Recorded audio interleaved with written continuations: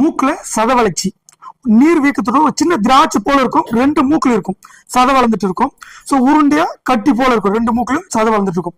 மூக்கு நல்லா அடைச்சிக்கும், லெப்ட் மூக்கு ரைட் மூக்கு மாத்தி மாத்தி சேஞ்ச் ஆகி மூக்கு அடைச்சிக்கும்.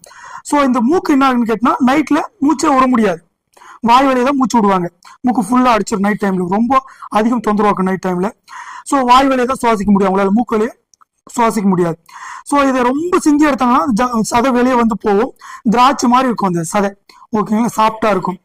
ஸோ இந்த மூக்கடைப்பு வந்து என்ன பண்ணணும்னா, ரொம்ப மூக்கடைப்பு இருக்கும்போது சுடுதண்ணியில கல்லுப்பு போட்டு மூக்குல நல்லா விட்டு எடுத்தீங்கன்னா மூக்கடைப்பு கொஞ்சம் ரிலீஃப் ஆகும், நல்லா ரிலீஃப் ஆகும். இது ஆப்ரேஷனே பண்ணாலும் நம்ம திரும்ப திரும்ப வருது. ஹோமியோ இது நீங்க எடுத்தீங்கன்னா கம்ப்ளீட்டா இதை இந்த சதையை நம்ம கரைச்சிக்கலாம், ஓகேங்களா. ஸோ இது இந்த மூக்கு நம்ம ரொம்ப சிந்தி எடுத்தீங்கன்னா தண்ணி மாதிரி கொட்டினே இருக்கும். ஒரு நாளைக்கு 2-3 கச்சிப்பு நஞ்சு போடும், மூக்குல தண்ணியா கொட்டும், மூக்கு அடிச்சுக்கும்.